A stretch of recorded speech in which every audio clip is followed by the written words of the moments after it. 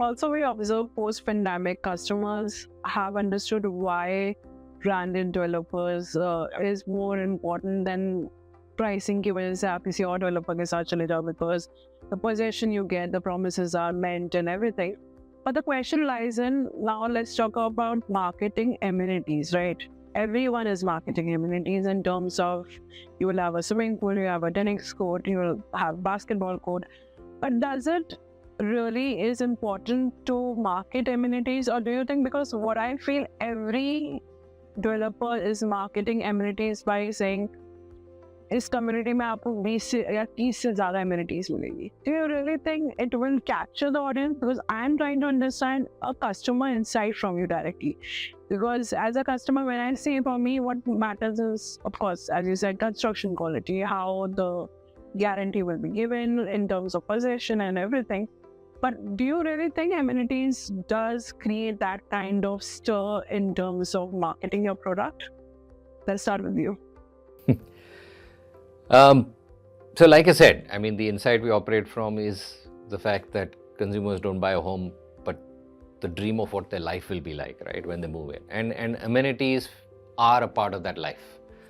We can't get away from that. Consumers' aspirations have increased across categories, right? And there's enough written now about how more mid-premium to premium products are selling across categories rather than the so-called value priced products. I think the key question to ask is, what is a purchase criteria? Rarely is an amenity a purchase criteria. All things being equal, yes, a certain amenity might tip the decision in the favor of A versus B, but that's provided all things are equal. First principles will still apply. You know, the location, the kind of size of house they want, the kind of community they want to live in. I think those are the building blocks. Eventually, if completely equal offerings are there, then yes, amenities do start playing a role. But I don't think they are purchase criteria. I think they are signals of a lifestyle that a development offers, and they're treated as such. Rarely will somebody be willing to kind of actually commit to a certain project because of a certain amenity.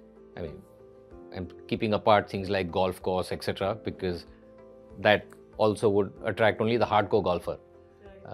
I'm sure a large percentage of people staying there don't even play golf. But yeah, so to my mind, they are not purchase criteria. They are probably what holds a veto vote, not veto vote, but the casting vote when everything is equal. That's the way we look at it. But more importantly, it's about the sync between the proposition and the amenities, right?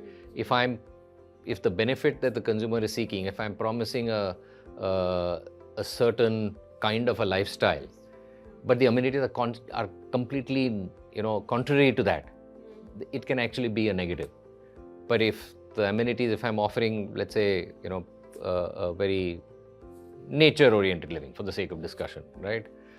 And it has lush green lawns and so on and so forth, yes, it starts building that perception that what I am buying into is going to get delivered. I think that's the role that amenities play. So would you agree lifestyle sells when it comes to real estate marketing? So that's why we see newspaper like ads or hoardings having, of course, the building is there, but then you have mention of the family infinity pool, the lush green view, the ocean view. So you think that visual captures the audience, or it just adds in value to market the product? So lifestyle actually brings the audience to the table. An aspirational, thing. So suppose there is a very good visual of a person staring into an ocean view, and therefore you get attracted. Suppose you're not staying in a house which is like that and you aspire to own a house like that, I will definitely be interested to know more about the product. But as I think Viral rightly said, is that is never a primary decision maker. Yes, of course, it is a decision maker, but the main the primary decision maker still remains the traditional things, which is location, which is the area of the house, price, and of course the construction quality, which is about the brand that he is buying into. And post everything fits into his thing, then I think the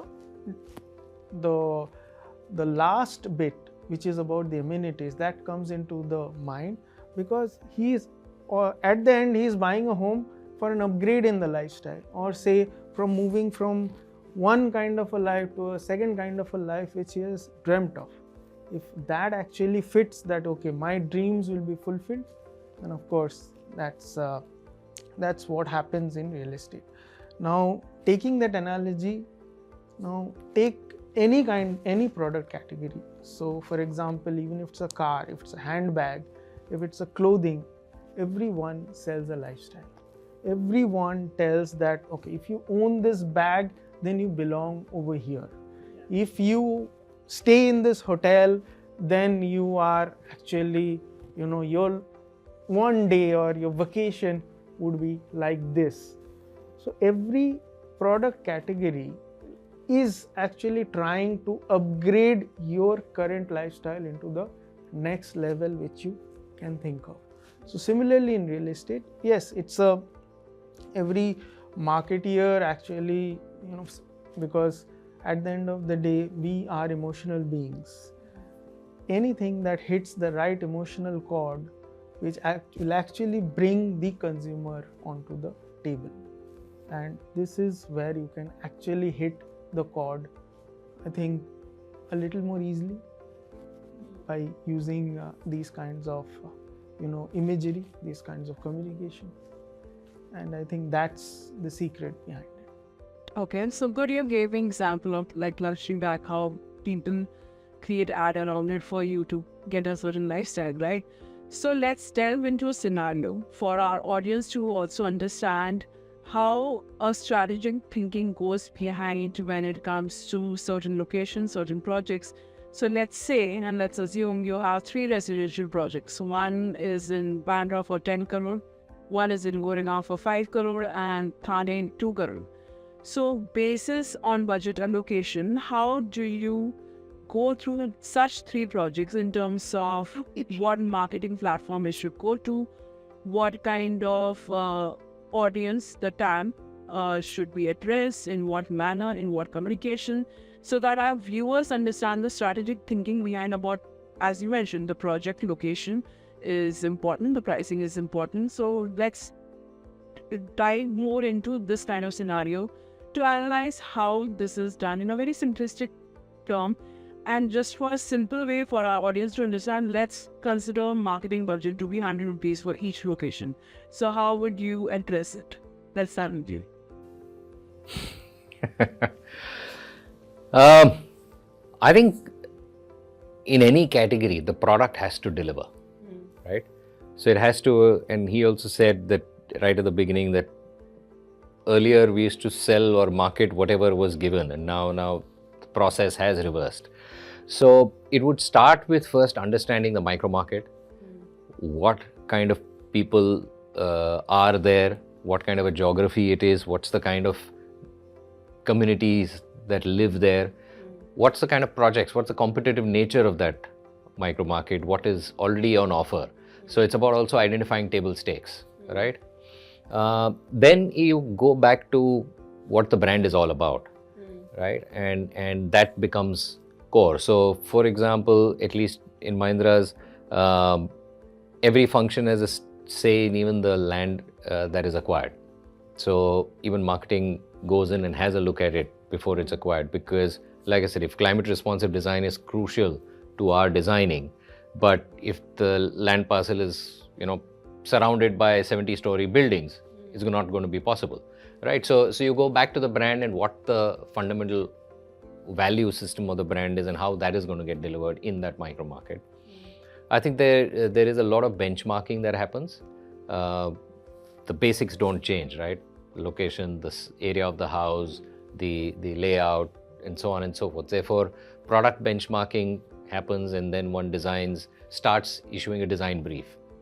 For us, starting with a consumer proposition, consumer insights and the proposition is important. So you start developing that in parallel, and so that the benefit is delivered by the product. So like I was saying earlier, if it's a nature-oriented proposition, then you have to plan for that kind of landscaping, those kinds of amenities and so on and so forth. So the product development and the proposition have to go hand in hand, and that's something that happens through the process. I think from a marketing point of view, it depends. Like I said, you said Bandra, Goregaon, Thane, right? Bandra is a redevelopment market. It's not a brownfield, greenfield market like a Thane. Actually, Goregaon is also largely a redevelopment market, but there may be a few opportunities. So that does determine the kind of communication, the kind of marketing that needs to be done. Thane might need a more aggressive approach. Bandra, given the price points that one is talking about, needs a more targeted approach. Goregaon might be a bit of both. Yeah. So it depends on where it's being positioned. Again, you've given the price point of 2 crore in Thane, but if I look at it and I say, okay, if it's on Pokhran Road and I want to develop a really luxurious property that may be worth 5 crores, which is not so expensive in Thane now, but let's say 7 crores, right? The kind of approach that may be needed is the same as Bandra, a very targeted one, digitally intensive and so on and so forth. So I think the mix will be a function of the proposition, the product, and who you're talking to. So there's no standard template as such. Yes, there is, right at the beginning, someone mentioned that there is the role that offline, that outdoor plays. We are a very hyper-local business, yeah, and bulk of the business does come from within 5-7 square kilometer radius of a project. So therefore, things like outdoor, etc., will still play a role, but again, it depends on the kind of the positioning of the project.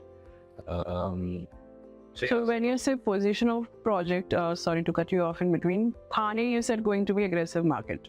So would you go all out in all platforms, meaning be your newspaper, be your hoardings, be your radio, all of those? It was a regular 2 crore unit, yes. Okay. But like I said, if I'm positioning myself completely exclusive, then it would not be the case. Then it would be a lot more targeted. It would actually be exclusive events for that right kind of entry to come and then kind of soft sell the project. So various approaches then start applying. But yes, if you're going mass with the, in market index price, it would need to be aggressive. Yeah. That's good insight to know for our viewers to also understand how a budget allocation is done. So what about you? How would you go about it when it comes to these 3 projects? Because you highlighted location matters, and the project itself, the product matters, and the pricing. So when it comes to these 3 locations, what is your approach like? I think he has actually given a very good insight about how the location, how the product, and then at last comes the marketing budget. So yeah, of course, those things will be considered, but one of the things that we need to consider is the total, the potential, the project potential. If Bandra has a very, bigger potential where the Thane has, so I mean, say 1 unit is costing 10 CR. How many units are there? What is the total revenue potential of that particular market? So first we need to understand that. Secondly, we need to understand the current TG, who will be buying. So for example, keeping all biases aside, Bandra is typically a market where the local people only would grab whatever is coming up, because there are not very many places are going into redevelopment. Many people want to shift because they don't have parking spaces, so they want to shift to a newer building with a bigger parking with some amenities, because many of the old buildings don't have any kind of amenities. So if Bandra is only going to be a target market for this, maybe the revenue potential can be higher, but then my marketing has to be very, very targeted, what you rightly pointed out. Even though I have you say 100 rupees, I can spend the 100 rupees, but why should I? There is, so as I am telling you, that there is no fixed template कि ये formula है. There is no particular formula. On the other hand, if I go to say a Thane market, I think for a 1.5 2 CR, it would be open to the entire Mumbai market. So for that, maybe I need to spend the entire 100 rupees in a particular ratio to target entire Mumbai and go very aggressive, or maybe even spend a little more than 100 rupees also over there. Yeah.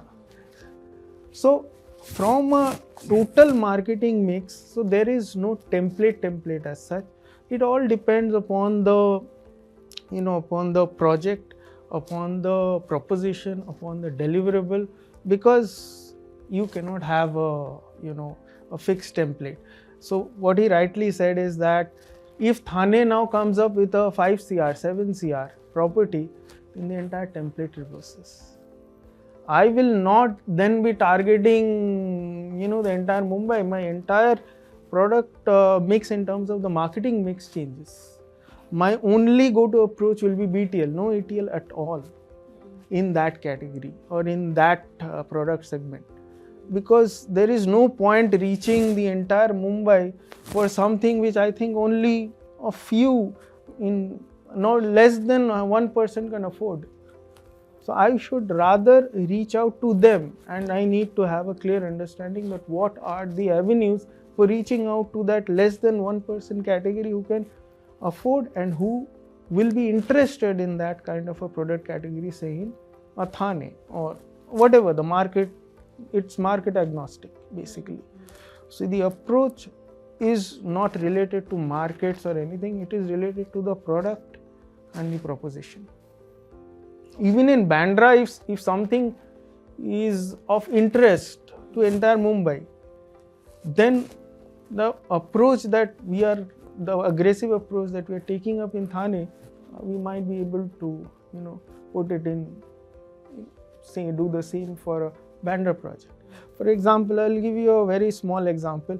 Lower Parel was, I think 10 years before, was only considered as a market which is for a ticket size of 4 CR upwards. The entire market has changed. There has been so many sub 2 CR properties that are coming up over there. Something has changed, the dynamics have changed. And so the marketing of that kind of a property has also changed. People who are, suppose there were some people who are always aspiring to move into South Bombay, but they couldn't afford at any point of time. Now they can, and therefore the marketing for that product might as well reach that particular person who is staying in a far suburb, compared to a traditional marketing approach for a Lower Parel market where we were only targeting people in South Bombay. So depending on the product and the proposition, the entire marketing mix changes. There is no set formula you cannot have, because if you put it in a formula, then you might as well put robots. No, but the scenario which I mentioned and the way you both answered, now I'm curious to know, because you both are representing big brands, right, in real estate. And the way you have answered the scenario, it makes me think that of course, it depends on the product, but there's going to be a tough competition, right, with other big branded players, because the way you are answering based on product, if the similar competitor of yours will come up with that kind of product and pushing in that market in the same manner, कि अगर थाने में push करना है, we have to go all out and aggressive. So how the marketing game would change, or would I say be more innovative in terms of giving competition to your competitor? My point is, what I have noticed, you both are coming up with the solution. It depends on the location. That every brand must be thinking going out with the budget allocation, right? So how do you compete with that? So again, it's like in any other category. It's what is your point of differentiation, and how does that point of differentiation build on your strengths? So I'll give you an example of a project we launched in East Pune, right? A very competitive market. Lots of large players there, much stronger than us because that was a new market for us. That micro market, East Pune, was a new market for us. We decided to play on our strengths. So we said, okay, if climate responsive design, natural ventilation, sunlight, etc., is something that, greenery, average 70% open spaces in our projects and so on and so forth is something that we are starting to get known for. How do we build on that? So something that, and going back to the earlier conversation, projects with much larger amenities and so on and so forth. So there was no way we could take them head on, right? So we said, okay, what do? We decided to build on our strength and actually offer competitive homes with really large decks, right? So you're not compromising on the space of the home, but in addition to a regular balcony, you have an extra large balcony. And we decided to build on that because of the proposition that we had, and that fit quite well. And like you said, obviously there were lots of pushback saying, oh, is a balcony strong enough, and so on and so forth. I guess there it helps to kind of go back to basics and say, look, he spoke about the target group. Who's going to buy it? Yeah. Our perspective was very simple, saying if that development has 1,000 units, all we want are 1,000 families who are keen on a large balcony. We don't need 5,000, we don't need 10,000 consumers, right? We just need those 1,000. Sure, there will be 3,000 who may come and not buy it there because they don't want it. That's okay. Eventually, all we need is just those 1,000 like-minded people who are looking for that feature, who are looking for that lifestyle. And I think that's the focus that one has to maintain. Because I think if one tries to keep up and do matching amenity to amenity, feature to feature, it's a losing battle. I think one has to look at a point of differentiation that builds on the brand strengths and then stay true to that. You want to add on this point? Yeah, so I want to, we cannot generalize a thing, so I just want to give one example. So we have our township project in Hiranandani, Fortune City, it's in Unveil. So what really happened over there is that right now there are a lot of branded players over there. Like there is Godrej, there is Vadwa. I think third big brand is coming up, and they have got huge land parcels. And we also, have a very huge land parcel over there. And there are unbranded players also, which are very local. So, and if you have gone on the Mumbai-Pune Expressway, Hiranandani Fortune City is visible.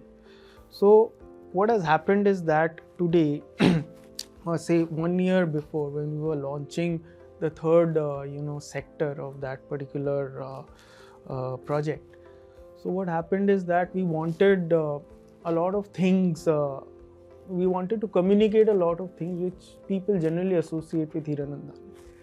But then the market had been really slow. We were not selling that many units because we were late in launching the third phase. It was well overdue for, I think, 1 or 2 years. And therefore, what really we needed over there was a complete overhaul in terms of the product itself and in terms of the marketing itself. So in terms of the product, what we did is that we came up first with different kinds of configurations like 1, 2 and 3 BHK homes, and these were like quite big in size. Plus we added balcony in all the configurations, and in 2 and 3 BHK we added 2 balconies because everywhere it is greenery all around. We wanted people to have that kind of a feel, an open feel.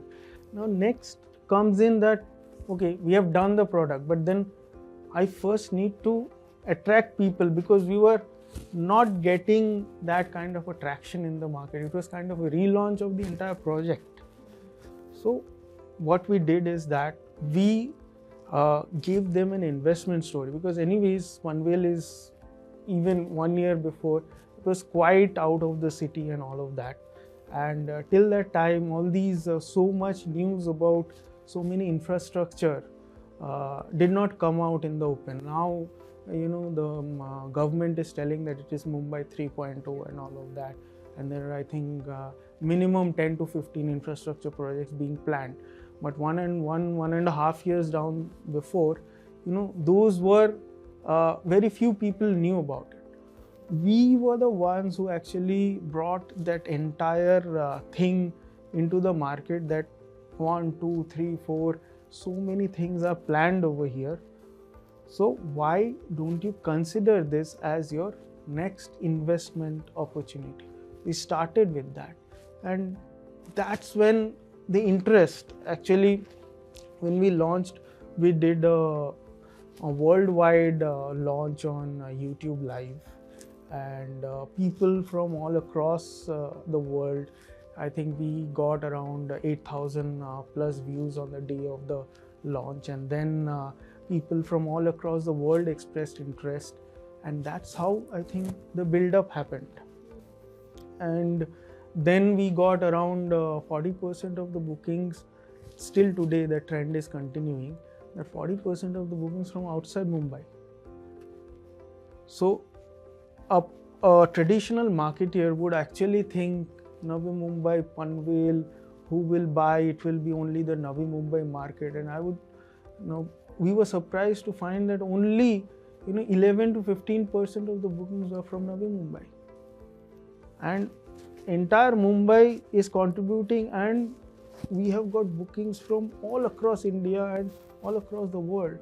We have got bookings from countries which are we have to locate on the map, where is this country? So what has happened is that firstly, you have to differentiate yourself, number one. But for differentiating yourself, you first need to get the people interest. So once we got the interest, we differentiated ourselves in projecting that this is the offering. And there were subsequently, I will tell you, there were a lot of other strategies that were involved at the point of sale. But then that's what mattered when you are competing with not only branded but also unbranded developers. You have to show the value proposition to the consumer. And today, I think I would take this as a proud moment to say that yes, we are actually doing really, really well, given all the competition and giving all there are different kinds of price points over there. There is not one price point.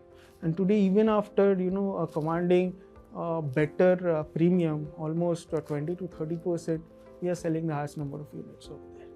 So how do you communicate your differentiating factor? Plus, how do you, there is a particular thought that you want to communicate in the market. It is not necessarily that you do it all at once. You do it step by step, so that you can actually garner the interest of, say, a segment A, then in step 2 a segment B, segment C, so that everybody, first with this investment story, we garnered the interest of the investors. Then with the quality story, we garnered the interest of serious home buyers who are considering this may not be as an investment, but maybe as a second home or a first home. So that way you have to